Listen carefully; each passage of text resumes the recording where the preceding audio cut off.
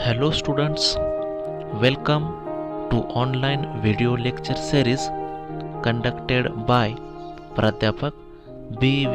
Bansode, Department of Chemistry, Krishna Mahavidyalay, Retre, Budruk.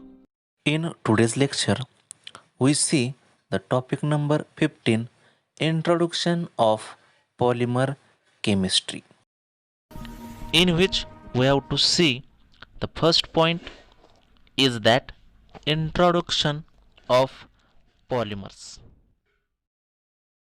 म्हणजे काय, ह्या पॉलिमर केमिस्ट्रीमध्ये कशाचा अभ्यास करायचा आहे हे आपल्याला काय करायचं आहे ह्या लेक्चरमध्ये बघायचं आहे. ह्या टॉपिकमध्ये आपल्याला जे काही पॉलिमरचं क्लासिफिकेशन आहे किंवा वेगवेगळ्या प्रकारचे क्लासिफिकेशनवरती बेस्ड वेगवेगळ्या प्रकारचे पॉलिमर्स आहेत, त्या पॉलिमर्सचं सिंथेसिस आपल्याला काय करायचं आहे या ठिकाणी पूर्ण करायचं आहे. मग हे पॉलिमर म्हणजे नेमकं काय आहे, कशासाठी आपण यूज करतो, त्याचा वापर कुठे कुठे करतो आहे, ते सिंथेसिस काय कशा पद्धतीनं केलं जातं, ह्या सगळ्याचा डिटेल स्टडी आपल्याला ह्या ठिकाणी ह्या टॉपिकमध्ये करायचा आहे. मग सर्वप्रथम आपल्याला माहीत पाहिजे पॉलिमर म्हणजे काय आणि हे पॉलिमर जे काय आहे ते आपल्याशी कशा पद्धतीनं निगडीत आहे ते आपण काय करायचं आहे ह्या टॉपिकमध्ये पाहायचं आहे. मग polymer have a integral part of our life. कुठल्या ना कुठल्या तरी फॉर्ममध्ये कुठल्या ना कुठल्या तरी कंपाऊंडच्या माध्यमातून हा आपल्याशी नेहमी निगडीत असतो. मग हे जे काही पॉलिमर आहेत हे पॉलिमर का प्रिफर केले जातात तर त्याच्या काही युनिक प्रॉपर्टीज आहेत. मग त्या प्रॉपर्टीज कुठल्या असतात तर त्याच्या सगळ्यात महत्त्वाच्या 3 प्रॉपर्टीज आहेत. पहिली म्हणजे it having a light weight. त्याचं जे काही वेट आहे ते वेट कसं असतं तर लाईट वेट राहतं. किंवा इट हॅविंग इझिली रिमोल्डेड. त्याला आपण काय करू शकतो इझिली रिमोल्ड करू शकतो. किंवा तो आपण काय करू शकतो इझिली रियूज्ड. त्याला आपण परत परत काय करू शकतो वापरू शकतो. आणि म्हणून जास्तीत जास्त काय केलं जातं तर हे जे काही पॉलिमर आहे हे पॉलिमर आपल्या जीवनामध्ये दैनंदिन जीवनामध्ये प्रिफर केलं जातं. Today's overall development in polymer science and technology has enriched in human life. म्हणजे जे काही पॉलिमर सायन्स आहे आणि त्याचे जे काही टेक्नॉलॉजी आहे किंवा जे काही तंत्रज्ञान आहे ह्याच्यामुळं आपलं मानवी जीवन जे आहे ते पूर्णपणे काय झालेलं आहे समृद्ध झालेलं आहे. म्हणजे जर आपण डेली यूज्ड बघितला जे काही मटेरियल्स आपण वापरतोय, मग सुरुवात आपण समजा एखाद्या टूथब्रशपासून जर केली, चेअर आहेत, कॅरेट्स आहेत, वेगवेगळ्या प्रकारचे बॉक्सेस आहेत किंवा त्याच्यामध्ये आपण PVC पाईप आहेत किंवा सर अजून पुढे गेलो तर आपण डेली यूज्ड करणाऱ्या बॉटल्स आहेत किंवा डिस्क आहेत. ह्या ज्या सगळ्या वापराच्या गोष्टी आहेत ह्या कशामुळे झालेल्या आहेत तर आपल्या पॉलिमरमुळे घडलेल्या आहेत. किंवा ह्या ज्या काही गोष्टी आहेत ह्या सगळ्या गोष्टी कशापासून तयार झालेल्या आहेत तर it is made up by polymer. किंवा हे सगळेच्या सगळे आहेत हे काय आहेत तर एक पॉलिमर आहेत. म्हणून आपण म्हणू शकतोय in short we are living in the world of polymer. आपण सध्या काय करतोय या पॉलिमरच्या जगामध्ये आपण सध्या राहत आहे. मग आता हे जे काही पॉलिमर आहेत हे पॉलिमर म्हणजे नेमकं काय किंवा पॉलिमर नेमकं कशा पद्धतीनं यूज केले जातात ह्याच्याबद्दल आपण माहिती घेऊया. सर्वप्रथम पॉलिमर हा पॉलिमर जो आहे हा जर वर्ड बघितला तर हे आपण काय करू शकतो याचं 2 याच्यामध्ये विभाजन करू शकतो. पहिले आहे ते आहे पॉली आणि दुसरे असतो तो मर. मग पहिल्यांदा पॉली म्हणजे काय हे आपण बघूया. पॉली म्हणजे काय तर many. Poly means what many and mer means parts or unit. Poly means many and mer means parts or units. म्हणजे आपण पॉलिमरचे डेफिनेशन कशा पद्धतीने करू शकतोय बघा. पॉलिमर म्हणजे काय it is a combination of many parts. जर आपल्याकडे मेनी पार्ट्स असतील किंवा मेनी युनिट्स आपण कंबाईनड केले तर त्याच्यापासून जो आपल्याला कंपाऊंड भेटेल तो कंपाऊंड जनरली कुठला असतो आपला तर पॉलिमर नावाचा कंपाऊंड असतो. म्हणजे एखादं एक्झाम्पल जर बघितलं आपण जनरल बिहेवियरमधलं एक जनरल एक्झाम्पल आपण बघूया पॉलिमरचा, ते आहे पॉलिथिन. पॉलिथिन जर आपल्याला पाहिजे असेल तर त्याच्यामध्ये सुरुवातीला आपल्याला काय लागतो, मोनोमर लागतो. मग तो मोनोमर कुठला असतो पॉलिथिनमध्ये, तर इथिन नावाचा मोनोमर. मग हा मोनोमरपासून आपण काय करू शकतोय, पॉलिथिन तयार करू शकतोय. मग हे जे काय युनिट्स असेल, हा CH2 असेल, हा CH2 असेल, हा CH2 असेल किंवा हा CH2 असेल, हे काय आहेत तर it is a many parts or many units. म्हणजे many units or many parts collects with each other. एकामेकामध्ये जर त्याला आपण कंबाईन करू तर तुम्हाला जो काही कंपाऊंड भेटेल तो काय असणार आहे, तुमचा पॉलिमर असणार आहे. मग हे जे काही कंपाऊंड्स भेटतात आपल्याला, CH2 असेल, CH2 असेल, CH2 असेल, हे आपण काय केले आहेत, मेनी कंपाऊंड्स घेतलेले आहेत किंवा मेनी पार्ट्स आपण घेतलेले आहेत. ह्यांना कंबाईन करा आणि कंबाईन केल्यानंतर तुम्हाला जो पॉलिमर भेटेल तो पॉलिमर तुमचा कुठला असणार आहे, तर एखादा पॉलिमर असेल. मग हे जे काही आपल्याकडे मेनी पार्ट्स आहेत ह्यांनाच काय म्हटलं जातं, रिपीटिंग युनिट्स म्हटलं जातं. म्हणजे परत परत तोच कंपाऊंड आपल्याकडे येतोय. म्हणजे CH2 आहे, परत CH2 आला, परत CH2 आला, म्हणजे थोडक्यात काय झालं, तो कंपाऊंड रिपीट झाला आणि म्हणून आपण त्याला काय म्हणतो, रिपीटिंग युनिट्स म्हणत असतो. आता ह्या रिपीटिंग युनिट्सचा वापर करून आपल्याला सगळ्यात महत्त्वाचं जे आहे, म्हणजे पॉलिमर ज्यावेळेस तयार होतो त्यावेळेस त्याच्यामध्ये एक महत्त्वाचा पार्ट लागतो किंवा कुठलाही पॉलिमर तयार करताना आपल्याजवळ काय लागतात, तर मोनोमर लागतो. पॉलिमर म्हणजे काय, तर नंबर ऑफ मोनोमर्स. म्हणजे आपल्याकडे काय आहेत, तर वेगवेगळ्या प्रकारचे मोनोमर्स आहेत आणि त्यांचं जर आपण पॉलिमरायझेशन केलं, म्हणजे त्याच्यावरती जर आपण प्रोसेस केली तर ते सगळे काय होत आहेत, कंबाईन होत आहेत एकामेकामध्ये. आणि ज्यावेळेस ते सगळे कंबाईन होतील त्यावेळेस तुम्हाला जो कंपाऊंड भेटेल त्याला जनरली काय म्हटलं जातं, पॉलिमर म्हटलं जातं. म्हणजे थोडक्यात पॉलिमर काय आहे, तर it is a macromolecular compound. Macromolecular compound म्हणजे काय, तर जो कंपाऊंड तयार होईल हा जो आहे तो कसा असतो, मोठ्या प्रमाणामध्ये असतो किंवा त्याचं जे मास आहे ते मास काय राहतं, जास्तीत जास्त मास राहतं. It is not a micromolecular compound. हा मायक्रोमोलिक्युलर कंपाऊंड नाही, कारण मायक्रो म्हणजे काय, कमी प्रमाणामध्ये, आणि मॅक्रो म्हणजे काय, जास्त प्रमाणामध्ये. जर त्याचं मास जास्त होत असेल तर generally those compounds are polymer. मग हे पॉलिमर तयार करण्यासाठी आपण बघतोय बघा स्क्रीनवरती, हे पॉलिमर तयार करण्यासाठी आपल्याला पहिल्यांदा काय पाहिजे, तर त्या ठिकाणी मोनोमर्स पाहिजेत. मग हे मोनोमर्स आपल्याला जर बघायचे असतील तर त्याची आपल्याला काय करायचे आहे, डेफिनेशन बघायचे. Chemically polymers are formed by repeating units from a small molecule is known as monomers. म्हणजे जे पॉलिमर्स फॉर्म्ड होतात हे कशापासून, तर by repeating units from small molecules. आणि जर तसं होत असेल तर त्यांना जनरली काय म्हटलं जातं, मोनोमर्स म्हटलं जातं. मग याच्यावरून आपण काय करूया, पॉलिमरची डेफिनेशन किंवा पॉलिमर म्हणजे इन शॉर्ट बघूया. पॉलिमर काय आहेत, तर it is a high molecular mass macromolecule compound. Polymer means high molecular mass macromolecule compound. Okay, let we see the next point, classification of polymers. It is based on 6 types. म्हणजे जर classification of polymer बघितलं तर हे classification 6 टाईप्सवरती depend आहेत. त्याच्यामध्ये जर first बघितला तर फर्स्ट जो आहे तो कुठला आहे तुमचा, इट इज बेस्ड ऑन सोर्सवरती बेस्ड.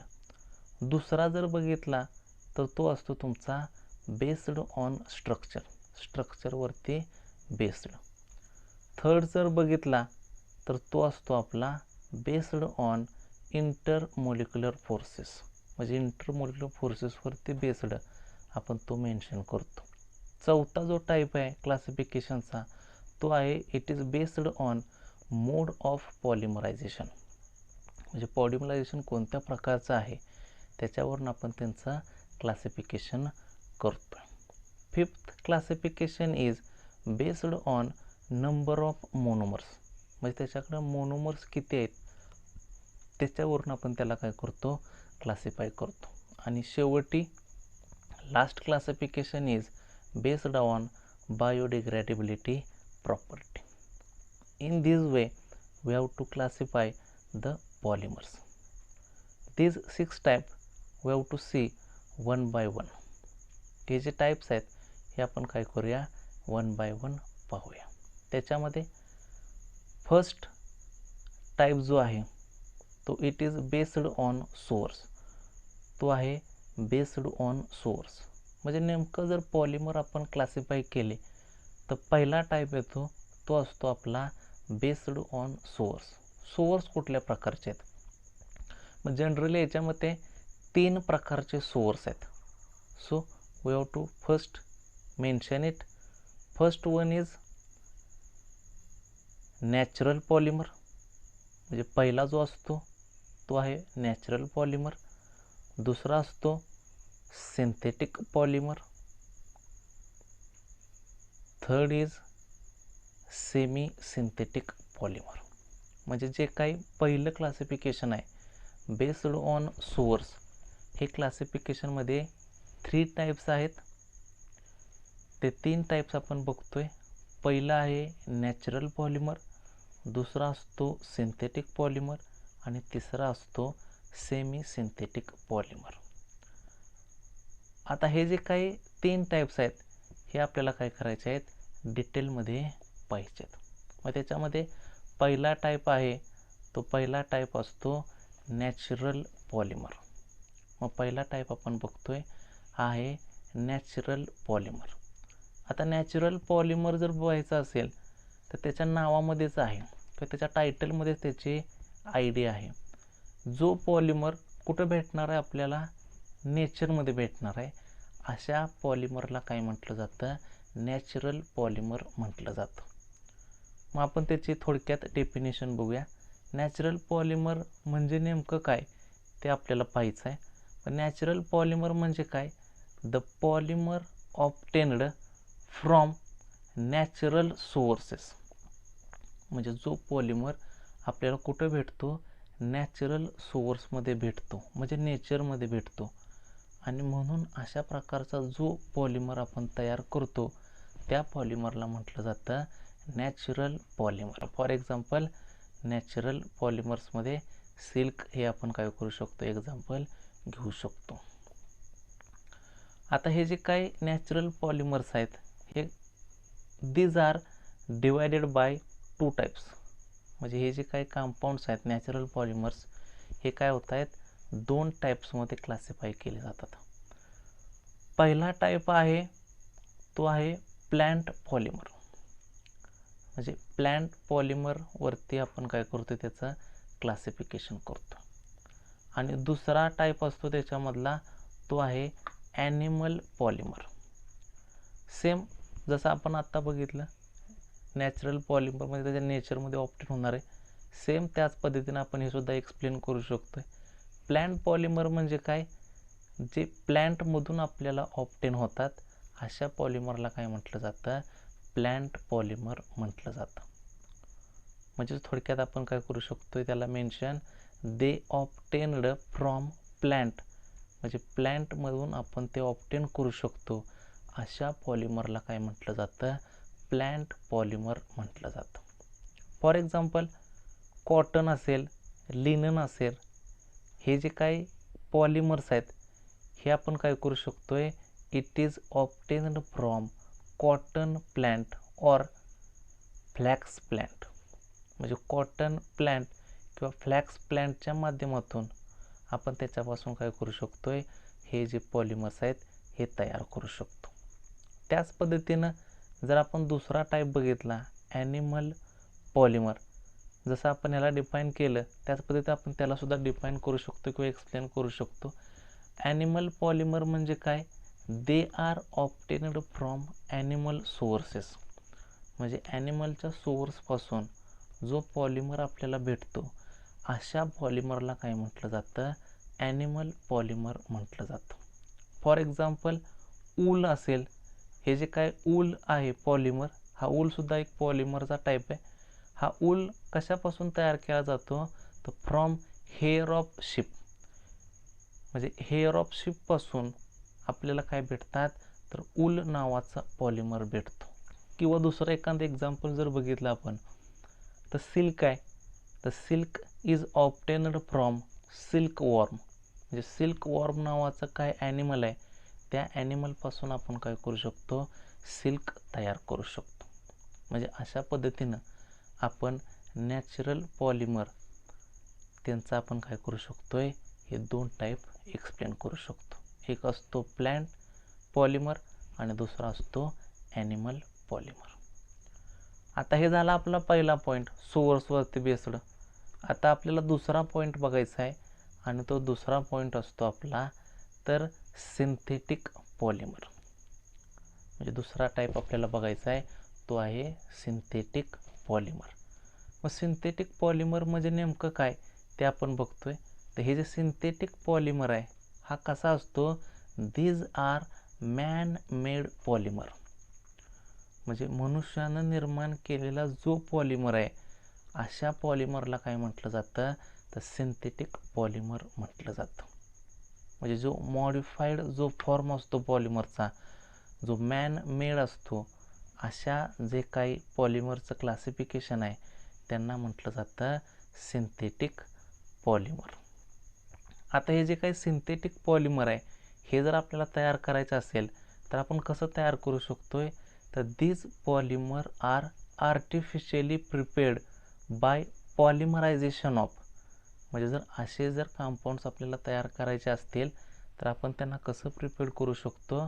तर bye polymerisation of one monomer और कोपॉलिमरायझेशन ऑफ 2 or more मोनोमर्स. मग आता हे जे काही सिंथेटिक पॉलिमर्स आहेत हे आपण काय करू शकतो? त्याचं एक्झाम्पल मेन्शन करू शकतो. मग सिंथेटिक पॉलिमर्समध्ये कुठले कुठले येतात? Man made. तर फर्स्ट येतो नायलॉन.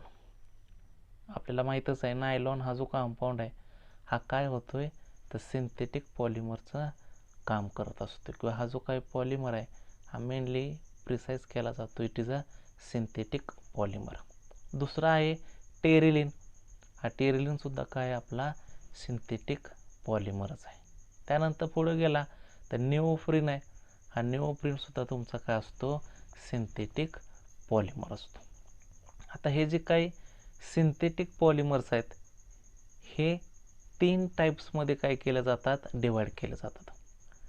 म्हणजे जे सिंथेटिक पॉलिमर्स आहेत हे 3 टाईप्समध्ये आपण त्यांना डिवाइड करतो. पहिला टाईप आहे फायबर. म्हणजे तो बेस्ड ऑन फायबर.